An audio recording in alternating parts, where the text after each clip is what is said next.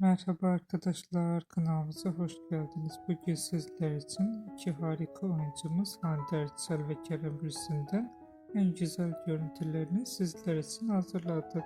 Hande Erçel ve Kerem Bürsin çifti Sen Çal Kapımı dizisinde Eda ve Serkan karakterlerine hayat vermiştiler. Onlar bu dizide sevgili olmuştular ve dizi bittikten sonra yollarını ayırdılar. Biz de sizler için onların en güzel ve en özel karelerini hazırladık. Bu videoların devamı gelmesi istiyorsanız kanalımıza abone olup yorum yazmayı unutmayın. Kanalımızda daha birçok video bulabilirsiniz. Bizi izlemeye devam edin. Herkese teşekkür ederiz.